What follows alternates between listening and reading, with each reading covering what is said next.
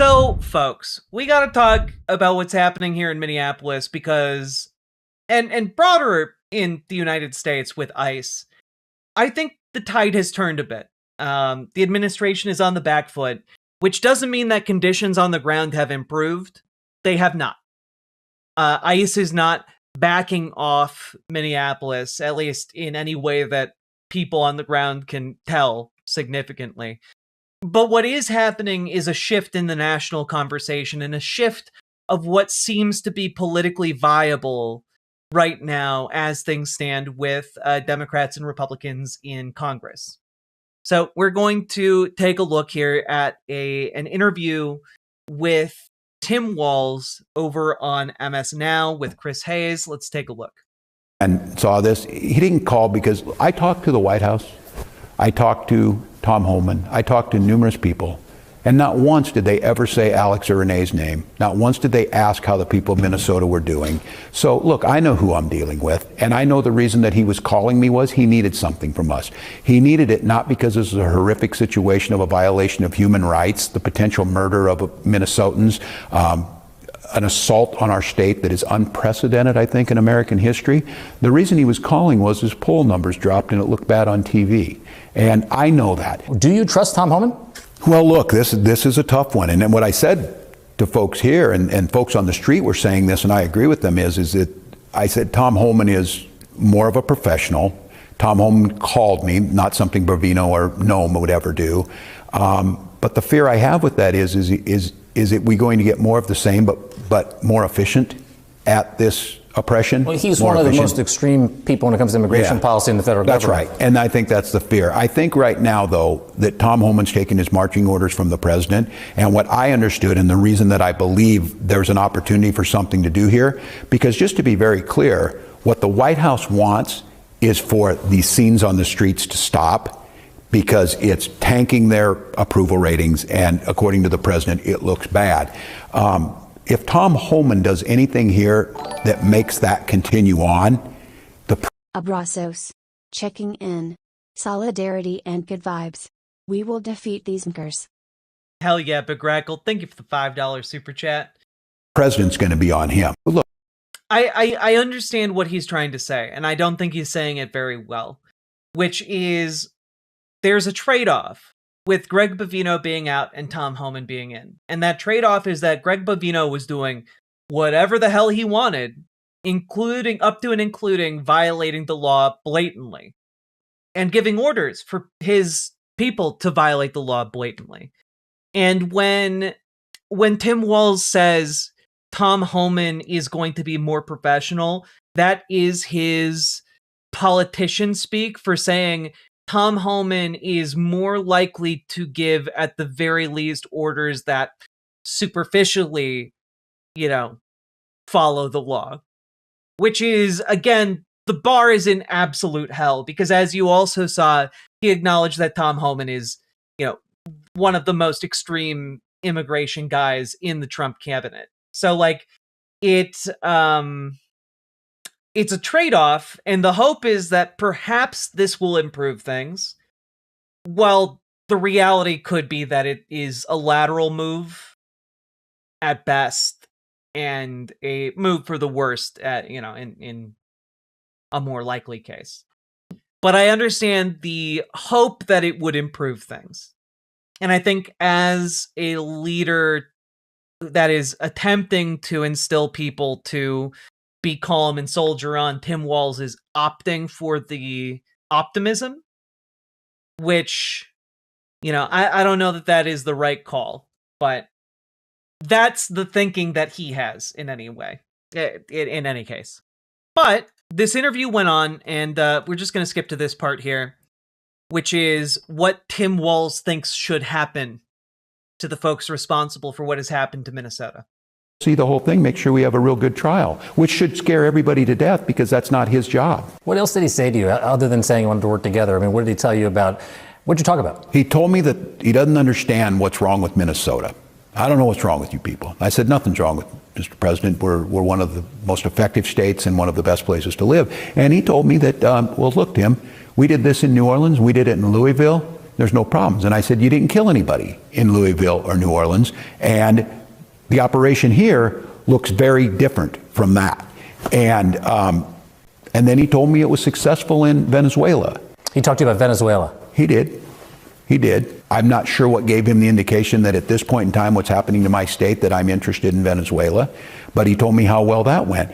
Which really was strange to me was he saw an operation in Venezuela against a foreign nation in the same context he saw an operation against a U.S. state and a U.S. city. Who are you looking at when it comes to accountability and who should be held accountable here? I want to be careful on this, but yes, I think there will be accountability. Somebody gave the orders to this. Somebody empowered them to be out there and do this.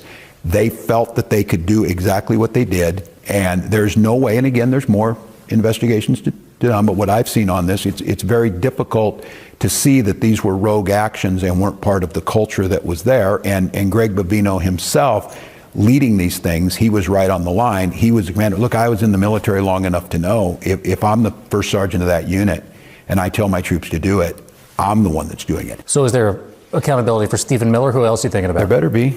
Well, look, I think the accountability goes all the way to the top. You mentioned this fraud investigation and the reason that they're here. Is there anything you think, when you look back, you could have done differently to prevent them from showing up and doing what they're doing here? No, they were coming anyway. It was all make-believe that we'd been at it. Every state had this. And look, I do think there has to be accountability in this. No one in state government was implicated. This happens all over. People did this. We got it caught, we put him in jail or whatever, but somebody needs to be accountable. And I said, you know what, you're right, I'm accountable for this. Let me this year get this all fixed, which we will have. See the whole. I just have to say, like, it is telling that Donald Trump saw an equivalence between Venezuela and Minnesota. You know, this is how he views all of the states that he disagrees with. You know, he views them as enemies that need to be fought with the U.S. military. And I think that demanding accountability from people like Stephen Miller, I think that is good. I think demanding accountability from Kristi Noem, I think that is good. I don't think that we are going, what is realistically on the table right now, I do not believe is impeachment of Donald Trump. That is something that is only going to something that is only going to happen after the midterms. That it's not on the table right now for Donald Trump. But what is on the table is removal of Kristi Noem, removal of Stephen Miller, and shutting down ICE. You know? And those are the things that Democrats need to start pushing for. It cannot just be, oh, let's get a handful of little reforms passed. No, not good enough. Not good enough. You know, and one of the people who actually does get it is J.B. Pritzker. And, you know, I have a lot of problems with J.B. Pritzker in how he is actually going about doing any of this, but this is the message that needs to go out right now. Kristi Noem, Stephen Miller, Greg Bovino, they need to be gone. They need to be gone. They are in a moment of weakness right now. All three of these people, they need to be gone. It is not enough for Greg Bovino to, like, go off and retire. It is not enough for that. Folks need to be held accountable for this. So J.B. Pritzker gets it. To an extent, Tim Walz seems to get it. But, like, I want y'all to take a look at this. This is on Fox News today. ICE efforts to deport illegal immigrants too aggressive, 59% according to a Fox News poll. I gotta tell you guys, I think the money is scared. Or at least some section of the money is scared right now. Because I don't think you get polling like that on Fox News at this moment without some kind of moneyed interest being pretty scared of what's happening. And specifically, when I look at this situation and think about what moneyed folks might be scared of, would be ICE expanding its operations across the country and spurring the development of resistance, ground level grassroots resistance, like what we're seeing in Minnesota. And so I think that they understand that that is a threat. I think that they understand that the possibility for an awakening for the working class is very real, and they see it happening in Minneapolis and Minnesota, and they do not want that to happen everywhere else. Because you saw earlier today, we went over a segment where Chris Hayes was doing a ride along and talking with folks who are organizing in Minneapolis. There's no one organizing leader of this movement that they could kill. There's no one centralized hub that they could like bomb or set on fire. It's decentralized. It is organic.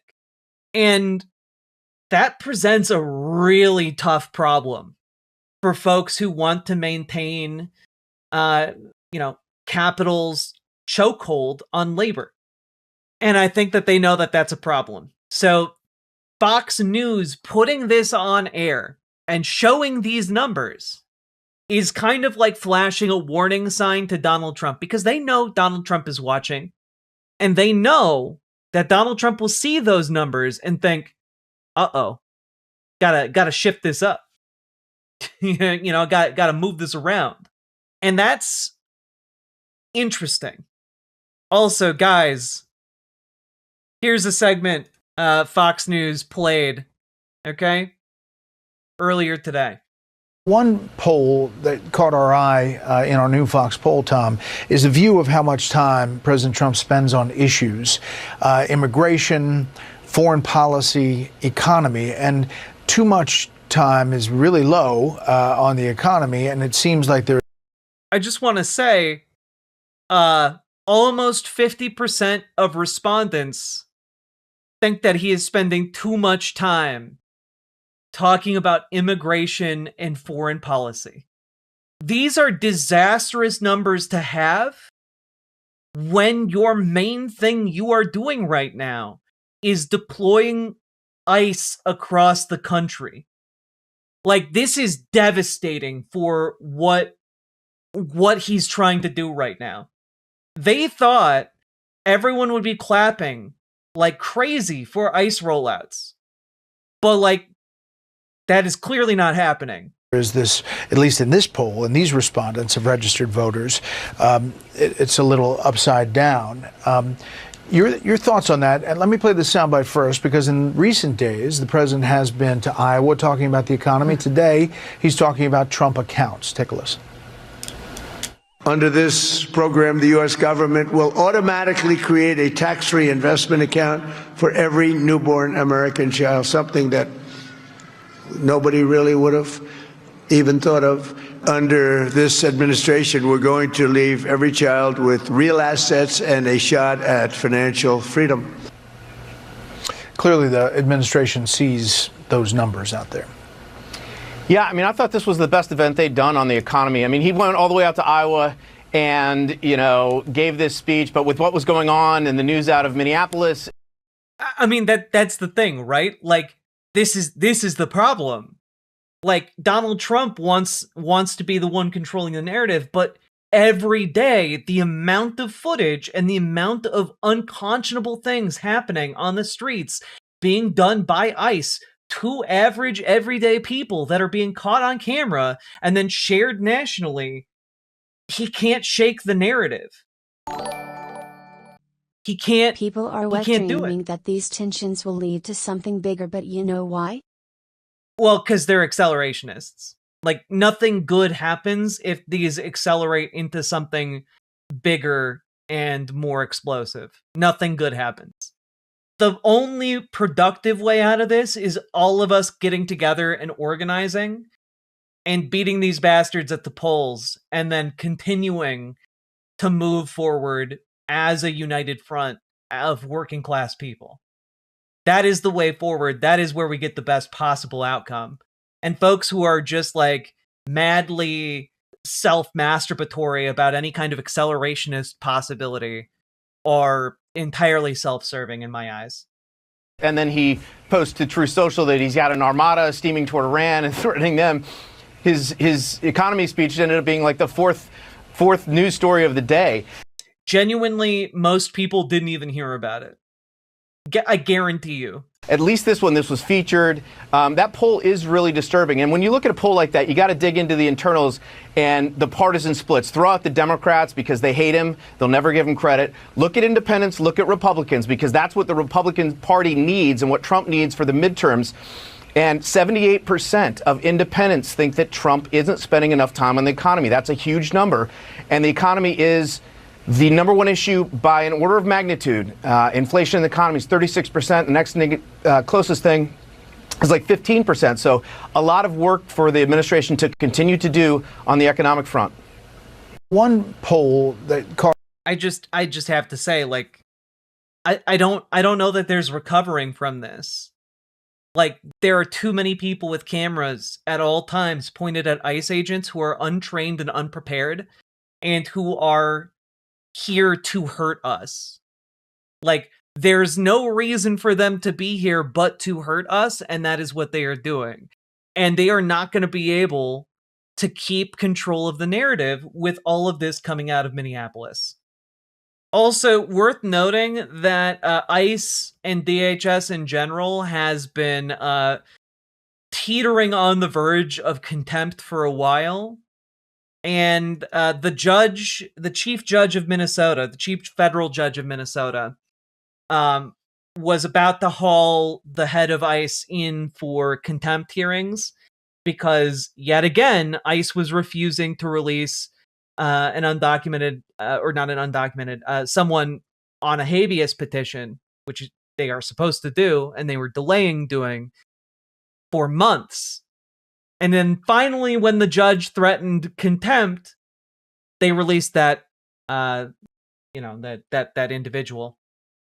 It is disgusting, but like the courts are kind of hitting their limit of all of this chicanery. Like the amount of like duplicitousness and the amount of bullshit that ICE and DHS are presenting in the courts is hitting the incredibly generous limit that federal judges have put for them, you know?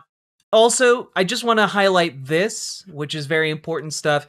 Ken Klippenstein got incredible exclusive access to information about where ICE is compiling all of the information that they are getting off of phones and taking images and videos. I'm going to link this piece here. It is more than I want to tackle at the moment, but basically it's a very interesting look at the infrastructure of what ICE is building and who all can access that information and what that could possibly be used to do. In a way, I will say, in a way, after having read this, it's a bit comforting because I think, in a sense, folks tend to attribute to these databases and watch lists like a sense of omnipotence, or not omnipotence, omniscience, where like the feds know everything and like they know all of your names and where you live, and like the reality is much closer to an incredibly powerful system, to be sure, but like patchwork attempts to like put together lists and names, and it's not anywhere near as comprehensive as one might imagine. And understanding their limitations is good for us. It is good for us not to invent more things to be afraid of.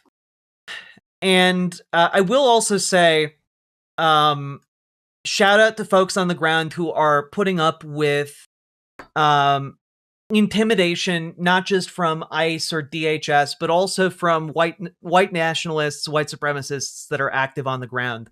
So this was posted by Mercado Media. I'm just going to play this. Andrew, your video, it was cute. However, the team who punishers, we got your address. We know who you are. Watch your fucking mouth. You hear me? Watch your fucking mouth. Commies, stand down. We've broken your signal groups. We've hacked your sites. You dumb fuckers vibe coded out a site that should have been locked down. And Andrew, watch your fucking mouth, bitch boy. Wipe your paws off. Misinformation comes with consequences. So, you know, that's what they're trying to do right now. Just want to point out that this guy is named Jaden Scott, and worth pointing out that he is, in fact, fucking crazy. So you might recognize him because he went a little bit viral maybe a week or so ago, where he grabbed a bullhorn and was yelling at anti-ICE protesters and yelling at them that, like, you know, we killed one of you, we'll kill more of you kind of stuff, you know? This was after Renee Good's murder. And, well, he also claimed to be a CEO of a health group, specifically a Michigan-based company called Harmony Investment Group. And after this video went live, where he said, "And all you liberal commie fuckers, keep your hands to yourself or you're going to get hurt today, all right? We executed one of you yesterday." All right? Yeah, he's that guy. And he was claiming to be the CEO as Harmony Investment Group. And it turns out he's fucking crazy, because he's not the CEO of Harmony Investment Group. He made a fake website to LARP as the CEO of Harmony Investment Group. Here is a news story by a local Fox affiliate in Michigan. The current CEO is Zane Sikander, who told Fox 2 and others that he runs the company and was blindsided by the news perpetuated by Scott. He says Scott is an imposter who created a fake website for the company that includes details about him working at the firm. Speaking to Fox 2 by phone, Zane said he had known Scott for a long time because both lived in Saginaw Bay City area. Like, it's nuts, right? This shit wasn't accidental. Every time something else stemming from the Epstein files surfaces, Trump is like, he'll haul the Mexicans. Oh yeah, 100%. Like, but I think what is likely is that it's multiple things, right? Like, the distractions are also furthering other goals. They're not just done solely as distractions, they are done for other reasons too, right? But thank you for the $5 super chat, Squirter General. Let's see. According to Zane, for some reason, Scott had claimed he had an affiliation with his companies before. What can a company do if someone claims to be associated with it and brings about concerning coverage that may hurt its business? According to attorney John Marco, a business that finds itself in this position has multiple options. If this is true, the company would have legal recourse against the individual for making these false and defamatory statements, he said. There'd be defamation claims. There could potentially be claims about tortious interference you worked me up with the enough business. To write a message to my governor, Tina Kotek. I'm going back to the Portland ICE facility tomorrow. Good Hell luck yeah. in Minnesota. Hell yeah, Apple Master. Thank you for the $5 super chat, and thank you for getting involved. Thank you for going out there. Thank you for writing a letter. Contacting your elected representatives is vitally important right now. Okay? So, like, just understand, all of these Nazi sickos, all of these, like, white supremacist dipshits, they're LARPy sacks of shit, you know? Like, this guy's like, oh, look, we found you, we know where you live. Like, bitch, you sat in your mother's basement and made a fake website to claim to be a healthcare CEO. Like, you are clearly, like, deranged. Get the fuck out of here. Yeah, cosplatriots, exactly. These people wouldn't know patriotism if it bit them in the ass, by the way. And, like, speaking of the cosplatriots, ICE has been putting out images like these in order to try and make itself look tough. Like, look at the people we brought in. All of these domestic terrorists. And, like, I gotta be honest, this feels like it's trying to establish a new TikTok trend. You guys realize this makes you all look like monsters, right? You guys realize this literally makes it look like ICE and DHS officers are ashamed of what they're doing. it looks like you guys are the like what it looks like is that the ICE agents are the wrongdoers and like the people that they brought in are the ones who arrested them. Like that's what it looks like. And they can't do that without charges? Yeah, and they aren't bringing charges against these people. They're just taking pictures of them and like putting them on their databases. It's weird. It is bizarre, to say the least. Yeah, still hiding their faces. Absolutely. Like these cowardly pieces of garbage are out here every day trying to dodge accountability for their actions. Like they can't even take these pictures because they're worried about being accountable for their actions. Speaking of people who are worried about being held accountable for their actions, here's Kristi Noem to Axios. Everything I've done at the direction of the president and Steven. But like, genuinely what we're seeing here is Kristi Noem trying to dodge accountability. I was just following orders. Not gonna hold up, actually. I do want to point out, Kristi Noem would not be posting this or saying that to media if she didn't feel like her ass was on the line. She is trying to pass the accountability off to Donald Trump and Stephen Miller so that she doesn't get axed. Stephen is being run over. Yeah, like, how much room is beneath the bus? Can I take you all with me? She asks as she begins to fall under the bus.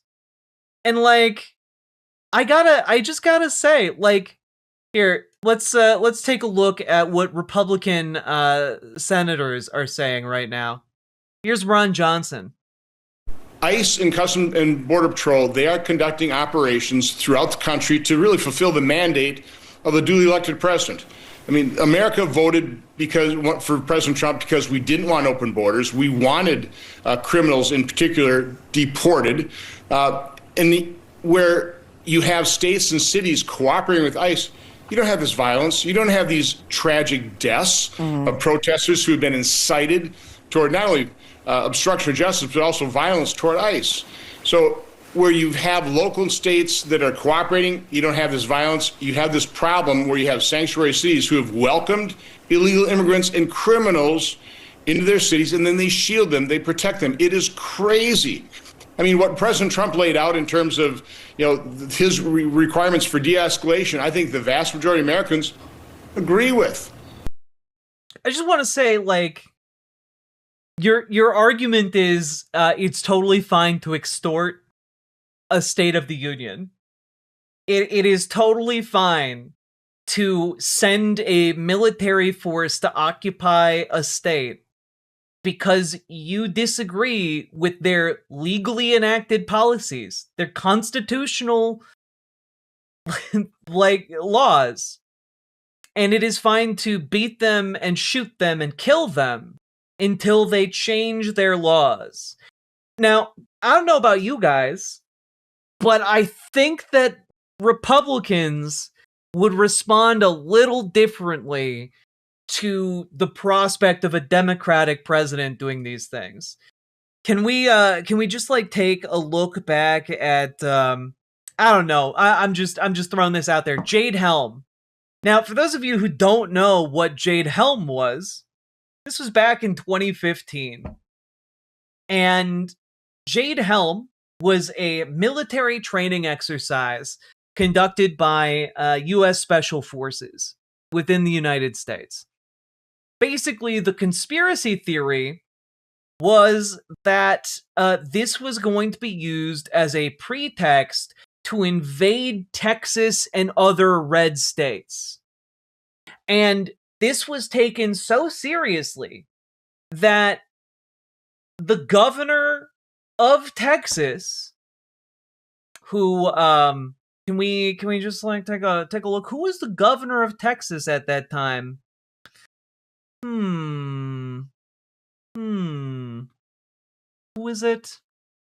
Governor of Texas, Jade Helm. Oh, it was Greg Abbott. It was Greg Abbott. The same Greg Abbott who's the governor of Texas right now.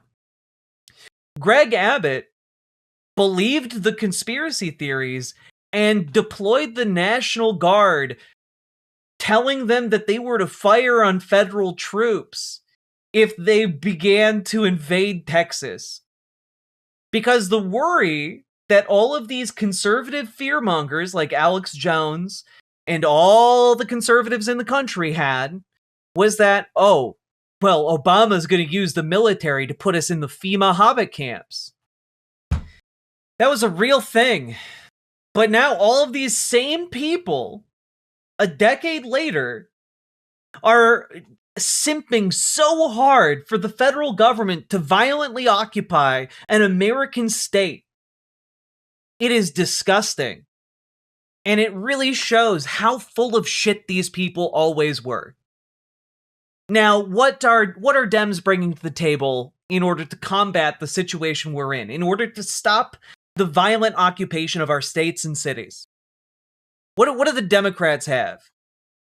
Well, folks, we've got Chuck Schumer out there today telling us what he's bringing to the table, and it's not a lot.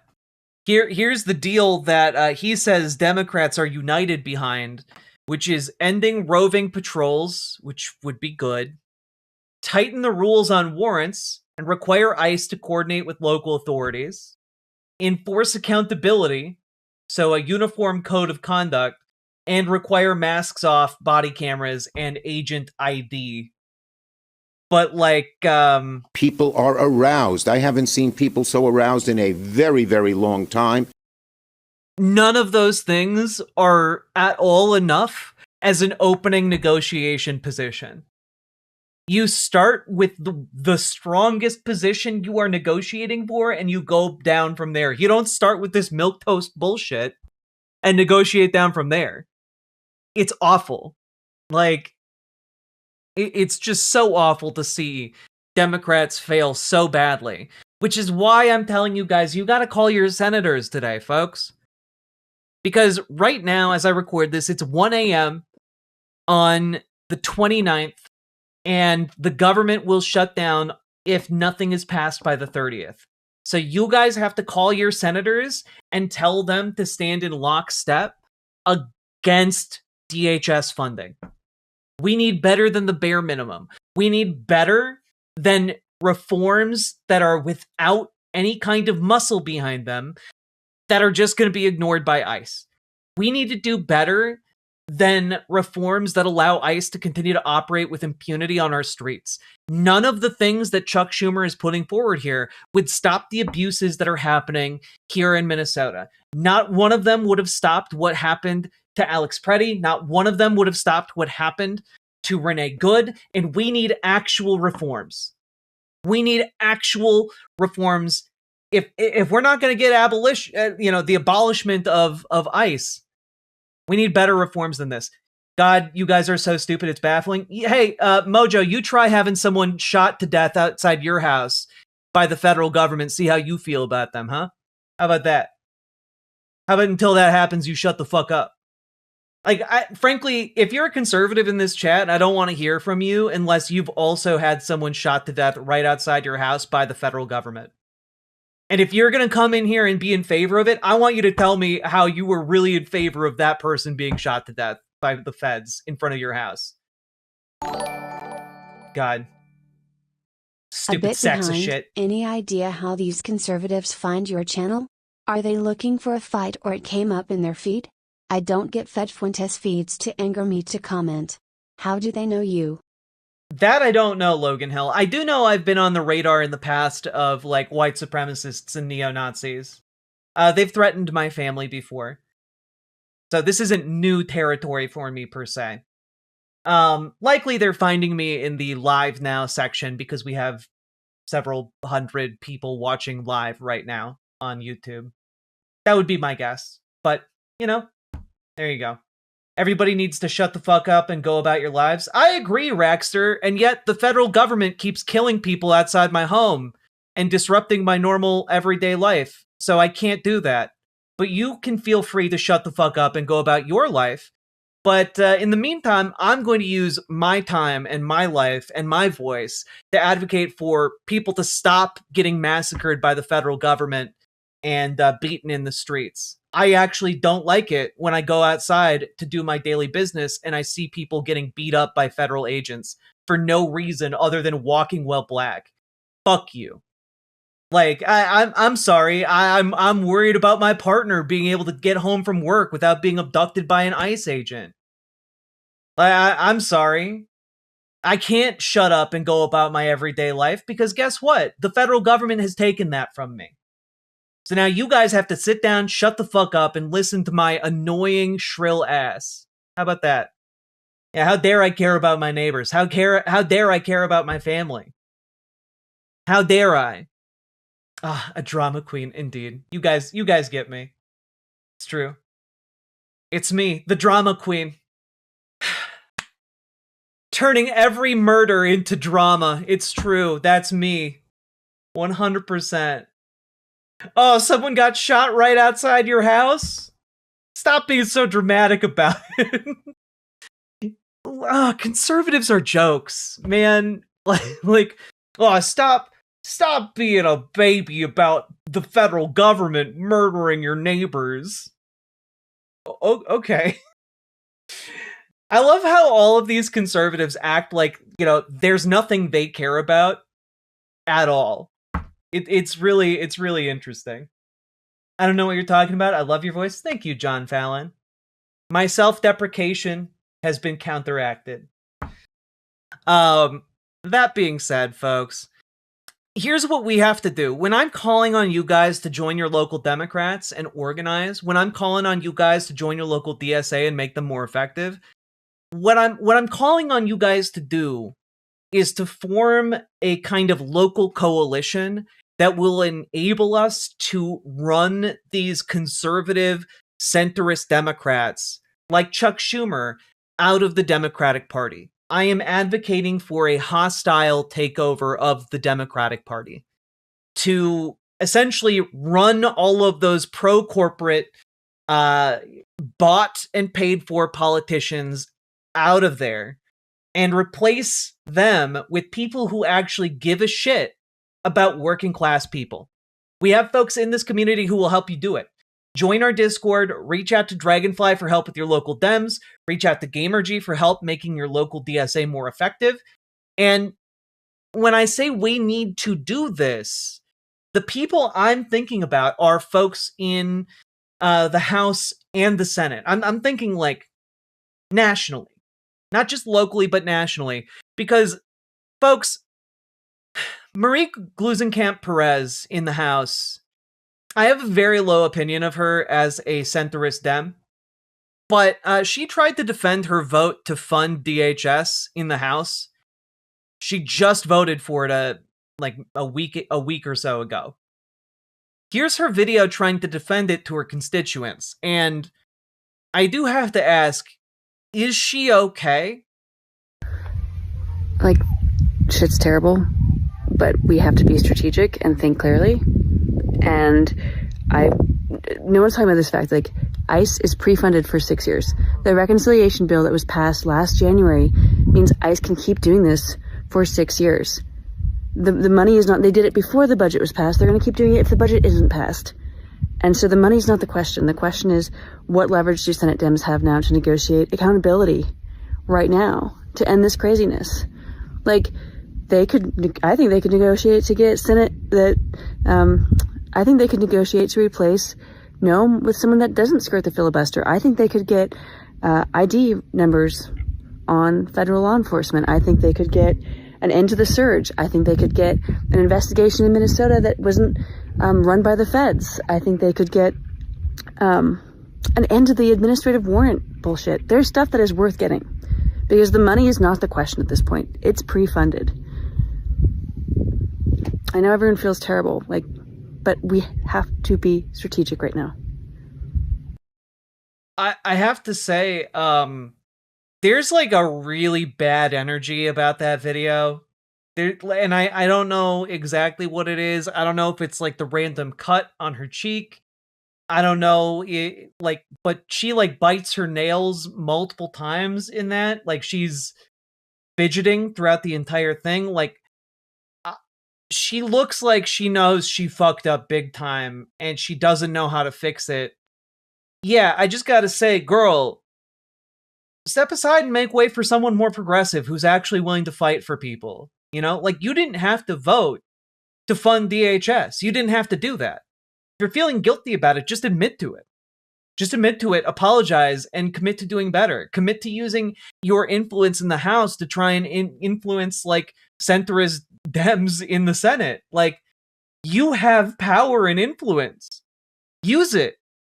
Don't just, like, put out a video where you're, like, really off-putting. Like, actually act. She only cares about her political career, which is why she pandered to Republicans, because she thinks that's how you win. Yeah, and I don't think it's working out too well for her. Is she Chuck Schumer? You know, she might be Chuck Schumer in a lady suit. That's true. That could be it. Meanwhile, you got Senator Elizabeth Warren showing up on the floor. I am urging every single senator, Democrat and Republican, to vote no on this budget bill and stop bankrolling ICE's abuses. And I want to put a finer point on this. Republicans control the White House, Republicans control the Senate, Republicans control the House of Representatives. Democrats are ready to rein in this rogue agency, but we need Republicans in Congress to stop this violence as well. And I know that there are Republicans right now who are seeing what we're seeing in Minnesota, and they know it is wrong. It is time to speak out. Silence is complicity. Grow a spine, show some backbone.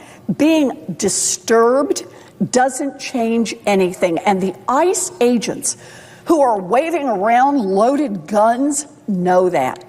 Republicans in the Senate have the power to do something and to start righting these wrongs. Help the Democrats put meaningful constraints on ICE. Help our people be safe. And yeah, of course she's being a bit naive, right? But the issue, but the things that she's right about in this speech is that Republicans virtue signaling that they're disturbed or concerned doesn't mean anything. It means jack shit until they actually act. Like that, it requires them to do something. And that is the point that she is correct about. I think we need to see more Democrats hit on this point and attack their colleagues for not doing more. If you are so disturbed, act. Or you're full of bullshit. And we all know they're full of bullshit, but at the very least, use the leverage that they are giving you to make them look worse. You know, put the pressure on them. I'm so fucking tired of the my Republican colleague shit thing they do. I mean, I think there are rules of decorum that require them to act like that when they speak on the Senate floor. Why is the idea of abolishing ICE, DHS, etc. scary to people in Congress? Well, it's not scary to everyone in Congress, but it has been typically considered a pie-in-the-sky idea, largely because all of the polling on immigration was favorable toward Trump, right? That Trump had popular stances on, like, against immigration. And so the idea that abolishing ICE, the agency that enforces, like, immigration policy, seemed like a really counterintuitive idea, right? So that's why, for a lot of people in Congress, they've been slow on the uptake that abolishing ICE is the new popular position. And all politicians in Congress right now are scared of losing their jobs. It's not rogue. This is what it was designed to do. It shouldn't be reined in, it should be abolished. 9 for the mortal Dems, doomed to die. Oh, God. It's true. It's true. The Democrats are the Nazgul. It makes sense. It's all coming together. Thank you for the 2 tier 1 subs. ICE should be abolished. This is the logical endpoint of everything that ICE has stood for the entire time it existed. People were saying when ICE was created that this is the kind of stuff that would happen, and they were right the entire time. Was that a Lotor reference? I mean, yes, Sake Tanuki was making a Lotor reference. But the Nazgul actually do things? Yeah, sure. So do the Blue Dog Democrats. It's true. So I've mentioned that the situation in Minnesota is indicative of, no de-escalation of what ICE is doing on the street, right? I've talked a little bit about that. ICE is still doing all kinds of heinous shit. Greg Bovino might be out, but that has not changed the reality on the ground. And so I wanted to play an example of what is happening here on the ground. Here is a video from the Associated Press. And it's pretty wild. Go. Get out of here. Car, we said. Get in your vehicle. I don't care who you are. Get back in your vehicle. I'm in Minneapolis, where the federal immigration enforcement surge is continuing. This morning, my colleague and I saw reports of agents parked on a block in the north side of the city. We arrived and saw a vehicle idling with a few observers standing at the ends of the block. Eventually, that vehicle left and was followed by a handful of observer vehicles. We followed that, staying a couple hundred feet back, and after a few blocks noticed a white minivan aggressively driving up behind us with armed agents inside. We pulled over and turned on our hazards to let them pass. They didn't. We eventually continued driving down the street. In front of us, we realized that lead vehicle with agents had stopped with a couple cars parked behind it. We pulled over to the side and were immediately boxed in by that white minivan. We jumped out with our cameras and walked to the sidewalk. Get back in your vehicle now. I don't care who you are, get back in your vehicle. And agents came out of that vehicle, Federal Bureau of Prisons agents, and told us that we would be under arrest if we did not immediately get back in our vehicle. Sir, we can stay on the sidewalk. I don't know who you think you are. Get in your vehicle. We identified ourselves as Associated Press journalists, said we would remain on the sidewalk, wanted to film what was happening in front of us. We heard the sound of breaking glass as agents shattered the windows of one of the vehicles in front of us. Get in your vehicle. Don't get out. We were eventually pushed back into our vehicle and told that if we left, we'd be arrested. We could kind of see what was happening up the block in front of us. At least one person was... Like, they force journalists to get back in their car and tell them if they leave, you're gonna get arrested. Like, just... What's happening here is insane. Detained. You guys have been warned. Another person was pepper sprayed, and a vehicle was left with a broken window. At least one vehicle was left parked with a broken window. We've seen reports of enforcement action continuing across different parts of Minneapolis, northeast Minneapolis, south Minneapolis, and the neighboring suburbs and St. Paul. It is worth noting that they just leave those cars. Like, they just leave those cars in the middle of the street. They don't give a shit. They just snatch people, leave everything behind, and then drive off. It's disgusting. They treat people worse than animals. I want RICO charges on all of those thugs. I want each and every one of them to have a day in court. Like, I don't care if you're day one ICE officer, you should have your day in court, all right?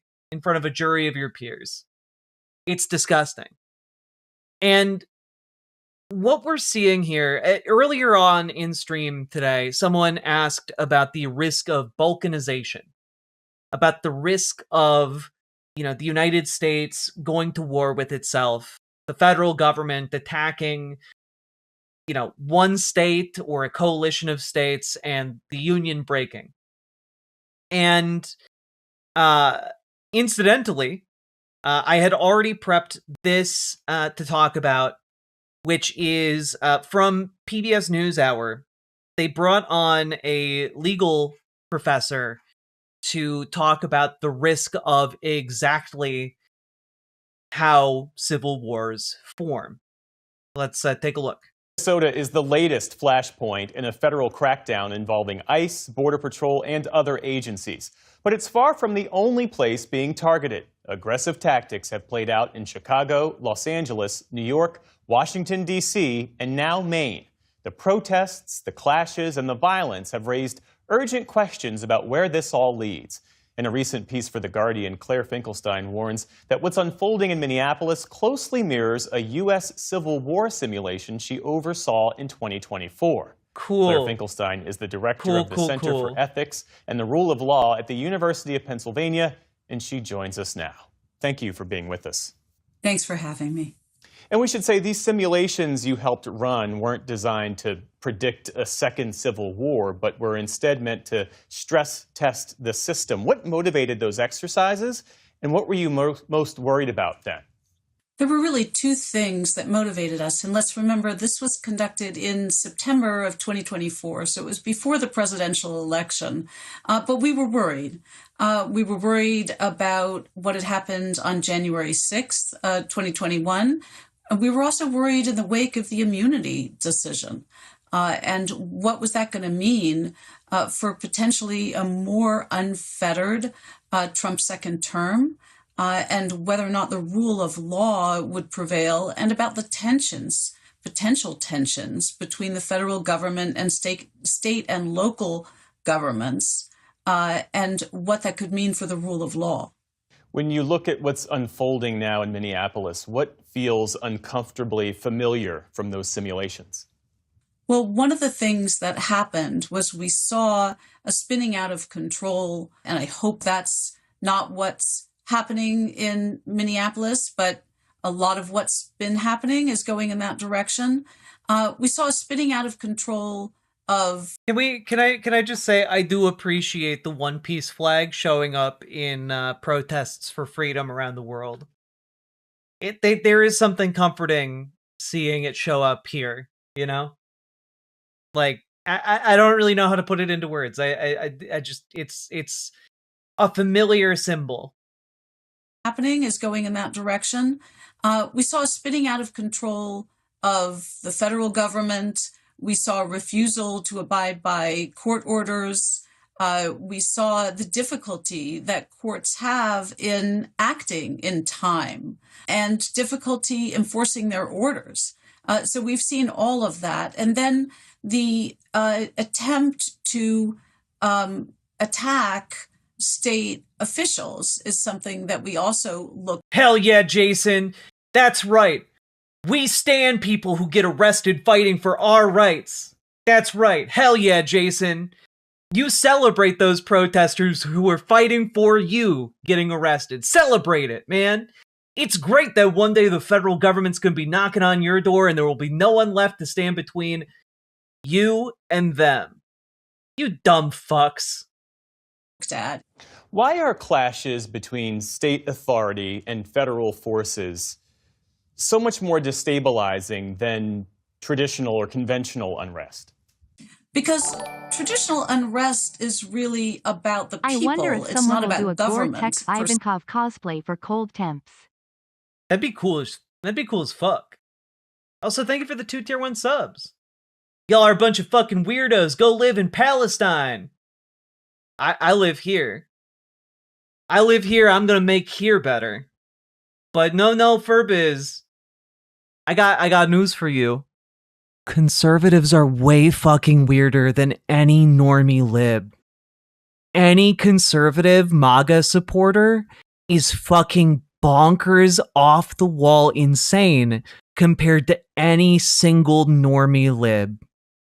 Y'all are fucking weird. You're trolling through the internet at like 1:30 in the morning looking for people like me so you can pay homage to your great leader who's never gonna know or care that you existed and will sacrifice your life in a heartbeat if it means he's 1 ounce more comfortable.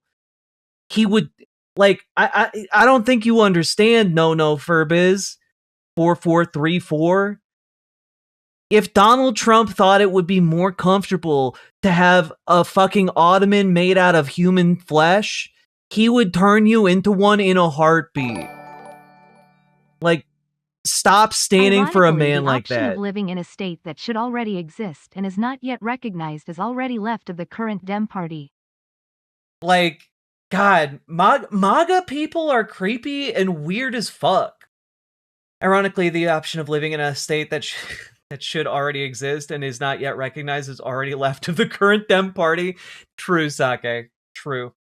Thank you for the 2 tier 1 subs and an excellent comment.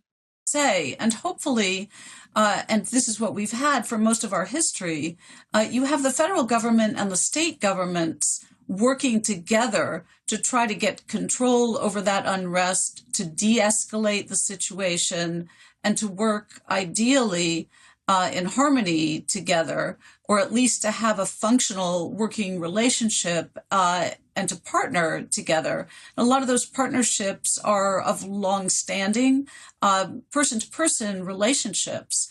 That was one of the things we found in our tabletop exercise, which is that those personal relationships can be very effective in de-escalating situations, sort of backdoor conversations. But when you have the federal government and the state government unable to work together and giving different narratives, it's... Come at me, bro. I bet you couldn't get Blackluster Soldier on the field if you tried.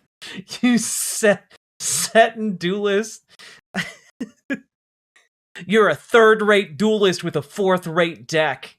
Nailed it. Profoundly confusing to people, and of course it will have a tendency to escalate violence as well as to really do damage to the rule of law.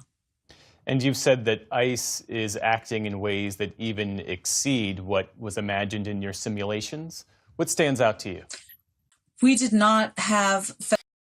What's the feeling on the ground about Minnesota National Guard being dragged in? I've heard their morale is rock bottom. I mean, it likely is rock bottom, but as far as I've heard so far, National Guard has been like pretty friendly towards protesters, bringing like coffee, donuts, etc. for them. Not, advancing and trying to beat them, etc. So, as far as I can tell, it's been a positive move, replacing, like, the police that were all too happy to beat the shit out of protesters in front of the Whipple building. But, we'll see if that remains to be the case. Federal agents or federal troops openly defying the law, firing on protesters, and frankly killing them in cold blood. We had imagined federal agents a little more like what happened in Portland in 2020 or even Philadelphia that summer, where agents were going back and forth with protesters, some of whom were violating the law, and where federal agents were using harsh tactics, but not to the point where they were openly attacking American citizens and actually quite clearly exceeding rules for the use of force. And further applying your insights to this moment, the Department of Homeland Security, its officers have fired shots during enforcement arrests or at people protesting their operations 16 times since July. No officer has faced criminal charges, and the administration has not announced disciplinary proceedings against any of the officers or the agents involved. So how should we understand this moment? 2 American citizens shot and killed by masked federal agents with no immediate accountability. It's true. We have finally found him. The most bald man of all time. And you know what? He's owning it. So you said the right word, which is accountability. That is key.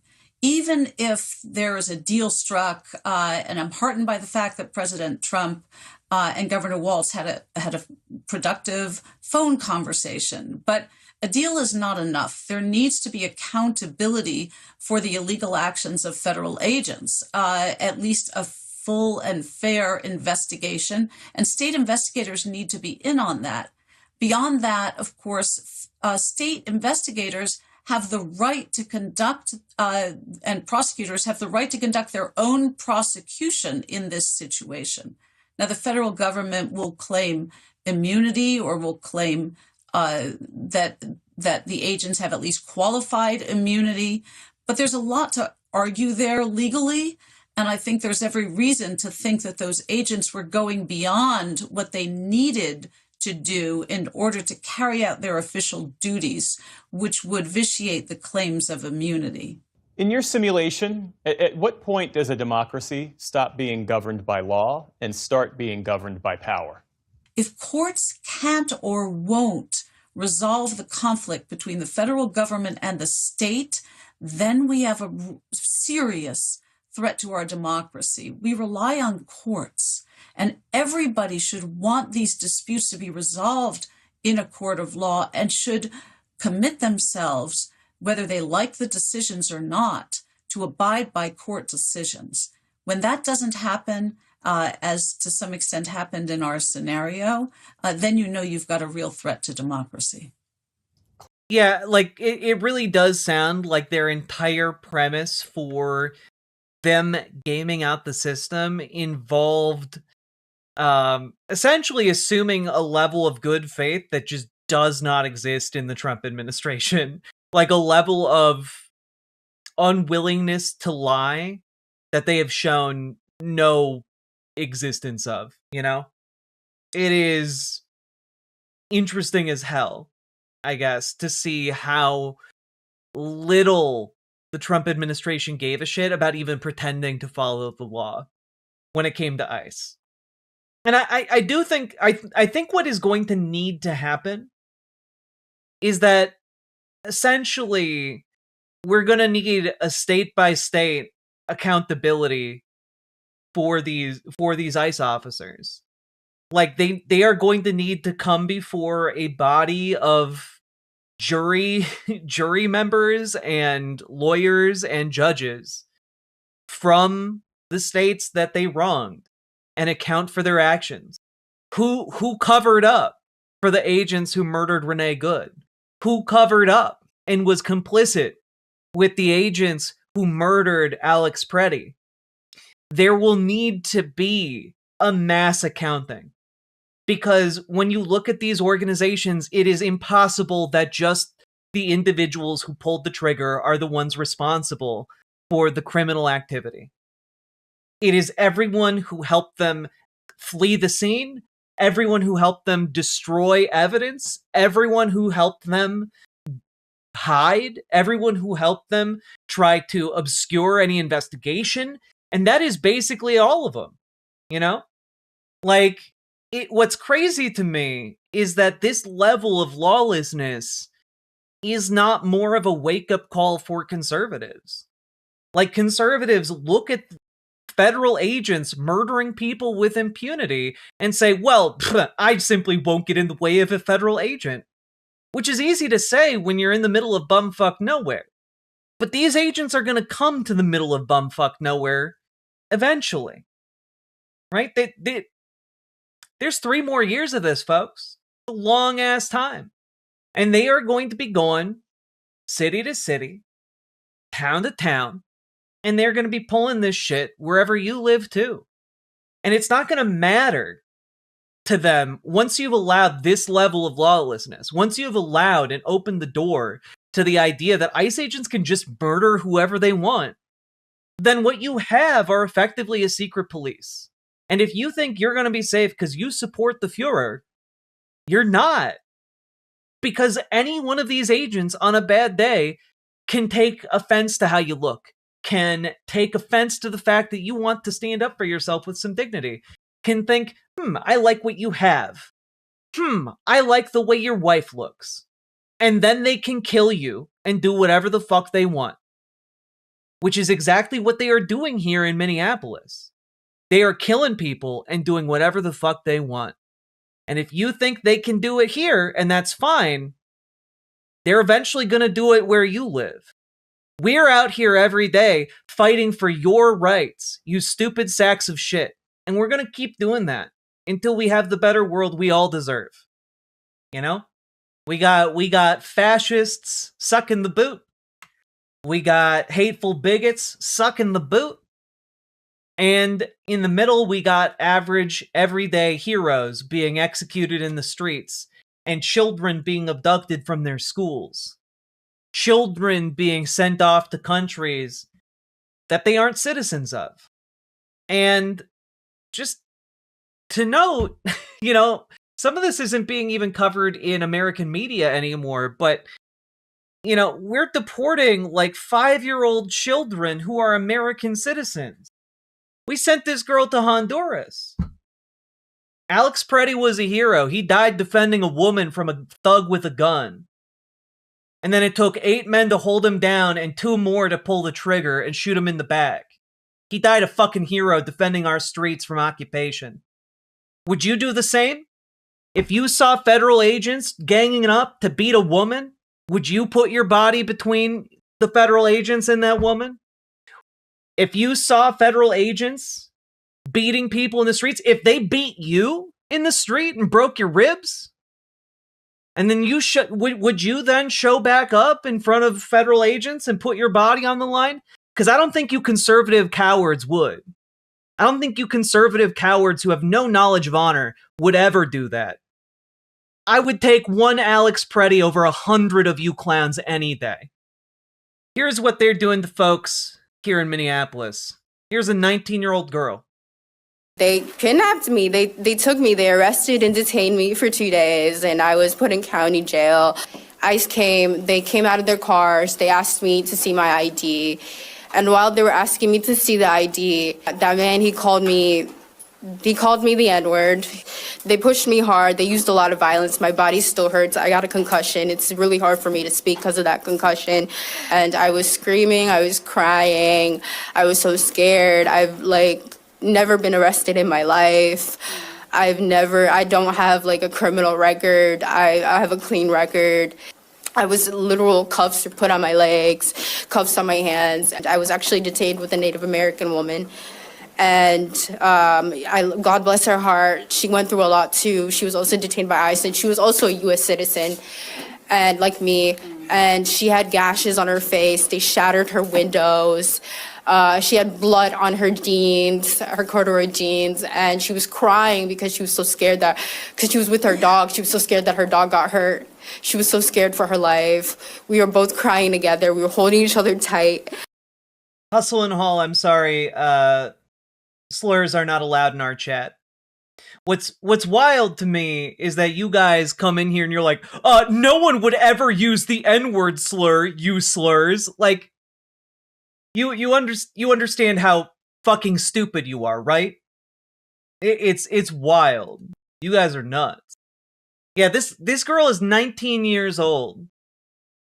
And by the way, if you think white people aren't racist here in Minnesota, boy howdy, I grew up in the middle of nowhere, spending my summers in the middle of nowhere, Minnesota, okay? I worked up there, and I can tell you that people do talk like that. White people in Minnesota can be extraordinarily racist, and if you say, no they can't, you're a fucking liar.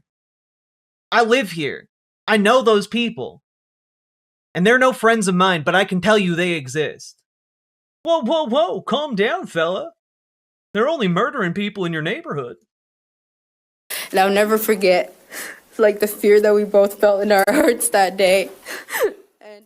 They're abducting children. They're abducting fucking children, beating kids, and calling them slurs. And you know what? It's not just that.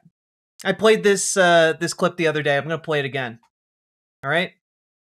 This is footage coming out of the Texas Dilley concentration camp that the United States has built and maintained there. Encourage you all to take a look and listen.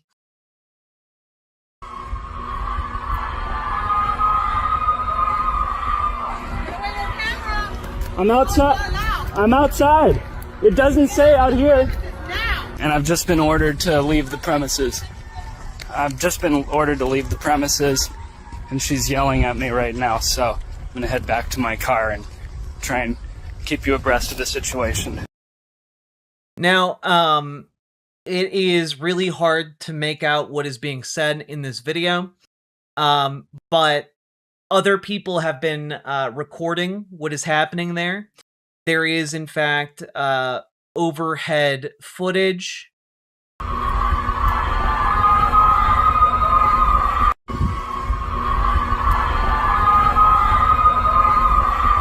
Water is putrid. Even though baby formula has to be mixed with this water, sometimes kids can't even drink it. The food often has bugs, it has dirt, it has particles. This guy is an immigration lawyer named Eric Lee. Medical care is routinely denied. My client, one of my clients had appendicitis, a child, in this same El Gamal family. The officials at this facility, when he came to them writhing in pain, screaming and crying, they told him, take a Tylenol and come back in 3 days. It wasn't until he passed out and started vomiting in the hallway that somebody finally came and took him to an urgent care, where they made him sit for 6 hours, but without a doctor, without an appendectomy, before they finally, in the middle of the night, someone decided, well, maybe we should take this kid to San Antonio for his surgery. That's the type of treatment that these children are experiencing in this place. What does that make you worry or imagine maybe happening at times behind closed doors in these detention centers? Well, I don't have to imagine it. Other clients of mine are detained in places like the East Montana facility in Texas. They are being beaten by guards. They wrap flannel around their fists. They take them into the shower where there's no cameras, and they beat them up so that it doesn't leave bruises. That is. I'm sorry. You hear a story about a child being tortured, and your question is, did he die though? Like, I'm sorry, if you are denying a child an appendectomy when he's in the middle of a crisis that requires an appendectomy, every second you delay is attempted murder. Don't be telling me like, oh, but did he die though? That's like watching someone beat a child with their fist and then saying, well, it's fine because that child didn't die. They're just bruised. Like, what the fuck is wrong with you people? Genuinely. When people say conservatives are weird, when people say conservatives are creepy and gross, they're talking about people like you guys. Is what is being experienced in some of these facilities. It's very difficult to, that was an adult, that particular story. But these children are routinely subject to verbal abuse, to racial abuse, to guards telling them if they try and complain. When somebody told me today, don't waste my oxygen. That's a line that the ICE officers say if you try to ask for a little bit more food, maybe a little bit more privacy, religious accommodations. So the Trump administration, they're professional liars. Nobody should expect anything different. They're now assassinating American citizens in the streets of America. Like, you see footage out of a concentration camp and you're like, oh, but are we killing them yet? Unhuman behavior. Not even inhuman, unhuman behavior from conservatives. Here is Eric Lee again, this time talking with Rachel Maddow. What should we understand about this Dilley facility and what happened here on Saturday? I could tell from your affect when you were filming this that this struck you as a really remarkable occurrence. Well, it was. And if I can show an image that my 5-year-old client drew today that she wanted. Yeah, also keep in mind immigration attorneys have to represent literal children. So when he says, my 5-year-old client, he literally, without an immigration attorney, 5-year-old children are forced to go in front of an immigration judge by themselves to represent themselves, which is unfortunately not an uncommon occurrence. So bless this guy for stepping up and being an attorney for a 5-year-old, because if you thought navigating the legal system was hard as an adult, try it as a 5-year-old. But this part is heartbreaking. This fucking gets me, man. Me to show this program. Their name is the El Gamals. They've been detained in Dilley for 8 months. They are 2 5-year-old twins. You can see at the top, I am 5 years old. And the sad detained children behind bars are saying, let us go, let us go. I want you guys to burn that into your memories. Burn this image into your hearts.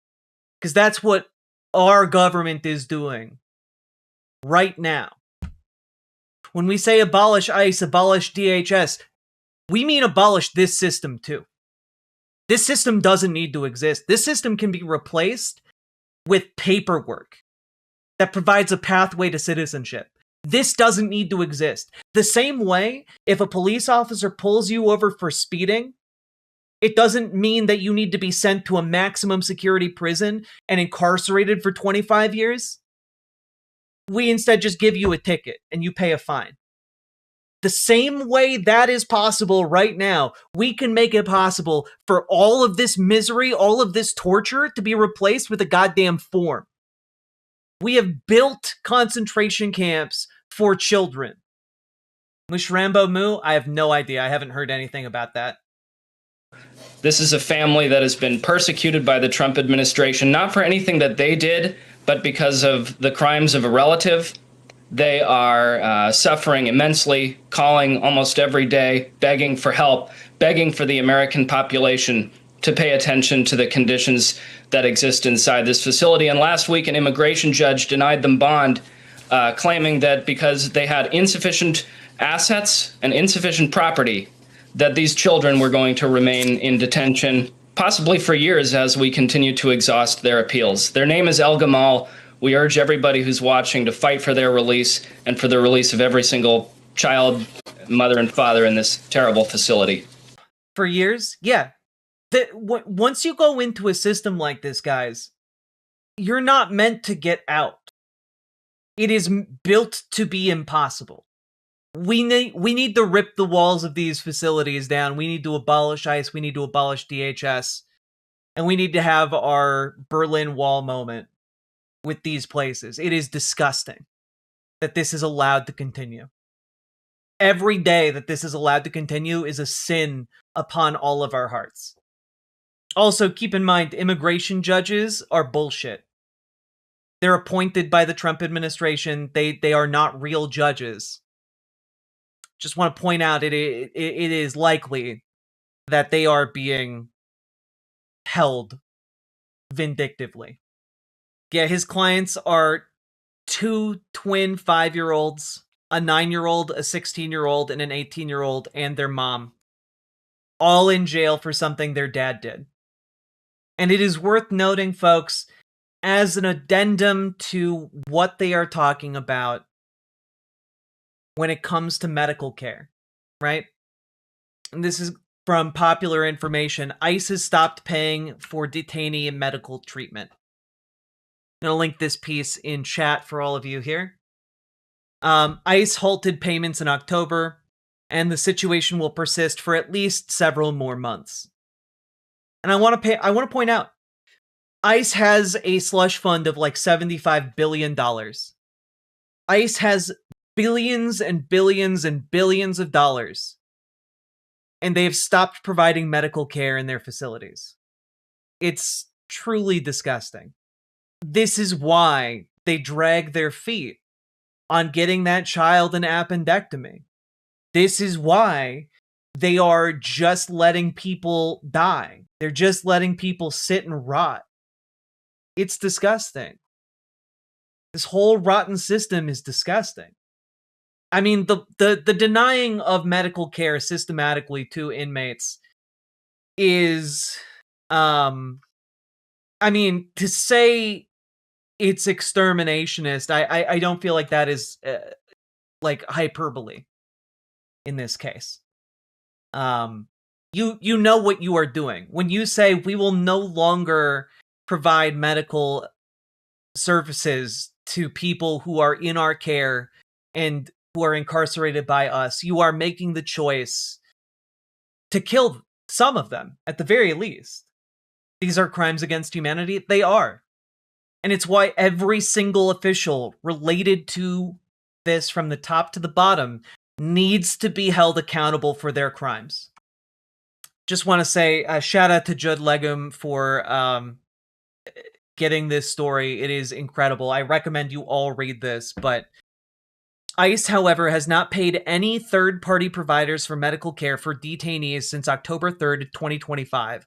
Last week, ICE posted a notice on an obscure government website announcing it will not begin processing such claims until at least April 30th of 2026. Until then, medical providers are instructed to hold all claim submissions. Basically, hold all medical care until April 30th of this year.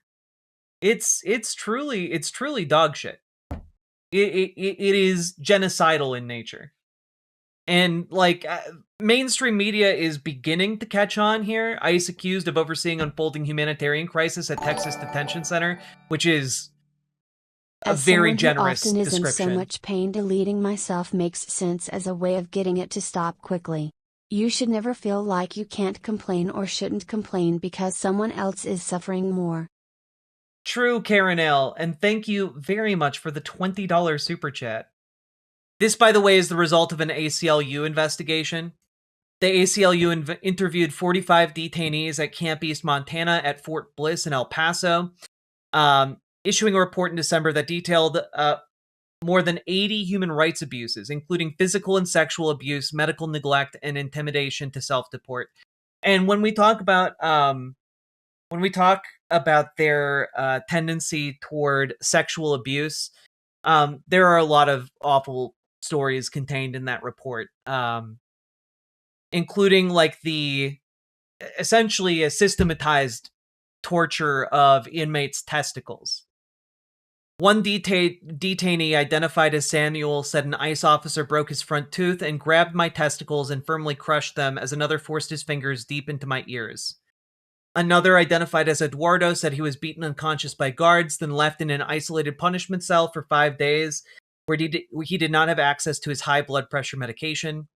These accounts reveal an unfolding humanitarian crisis at the military base, one which may spread across the country as the Trump administration expands detention dangerously, recklessly, and with unprecedented speed, according to their statement. And like, I don't know, like there are Trump supporters out there who are going to say like, well, the ACLU is compromised. Well, the courts are compromised. Well, anyone who counters what the dear leader says is compromised. They're getting paychecks from, maybe today it's George Soros. Maybe tomorrow it's, Norway, the country, in order to subvert our American ideals. I just want to say, if any of you have a heart that is capable of listening, understand that what is unfolding here, if left unchecked, will start disappearing your neighbors soon. And you might not think that that's possible because you live in a small town. But guess what? There are a lot of small towns around Minnesota too. And they've been disappearing people from those small towns.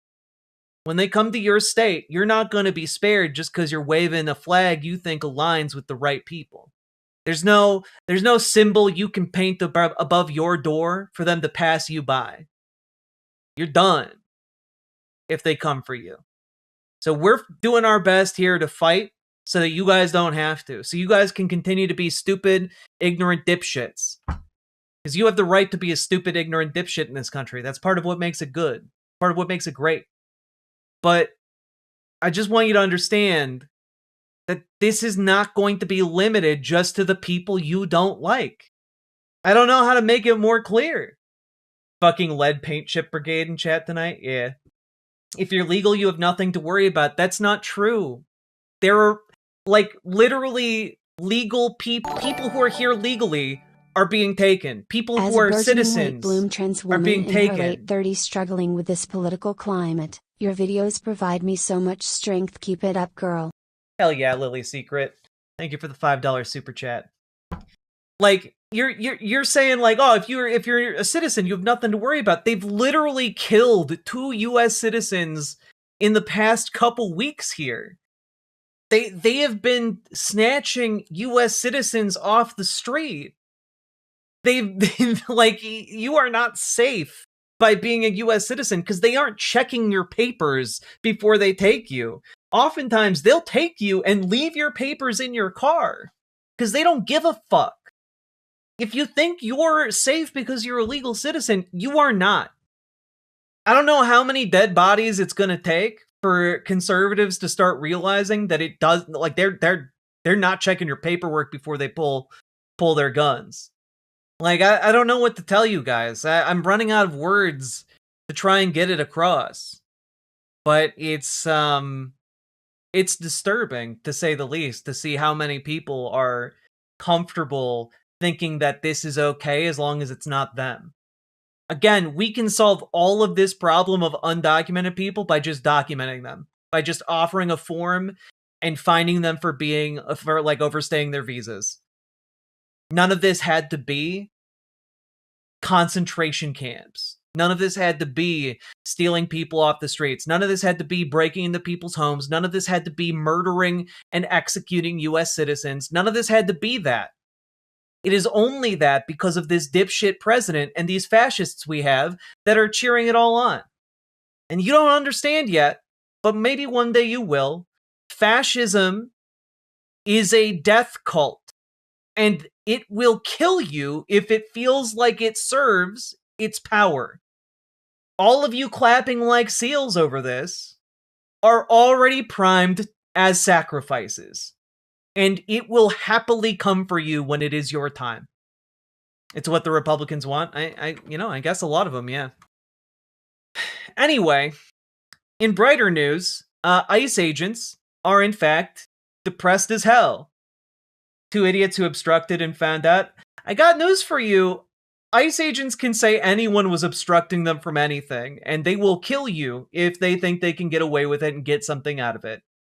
You standing for them is not going to save you. You sucking the boot, not going to save you. Morale is plummeting among ICE agents over long hours, quotas, and public hatred. Yeah, by the way, completely earned public hatred. These people suck. These people will go into a restaurant and then assault the people who made them their food. These people will show up in a small town, completely destroy local businesses' ability to do business, and then wonder why people in the town hate them. Y'all don't get it yet, but when the main street of your town is shut down because ICE has come for you guys, maybe you'll understand. Hopefully it's not too late. Like, I'm sorry, but like, it's fucking nuts. Here's one of our local elected officials here in Minneapolis. A message for the families in the neighborhood? You know, if you're vulnerable to deportation, please reach out to myself, your neighbors who have the privilege to have citizenship in this country. We could help you with rides, food, groceries, figure out how to address the rent issues you're dealing with.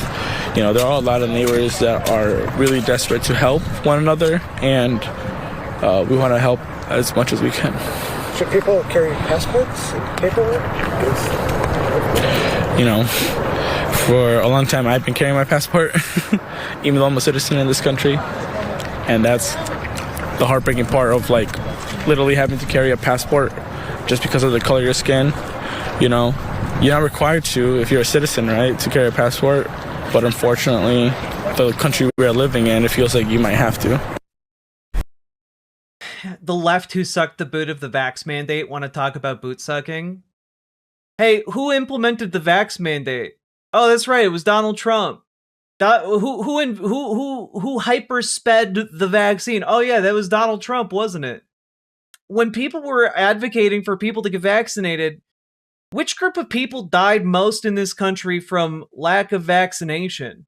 Oh, that's right, it's conservatives.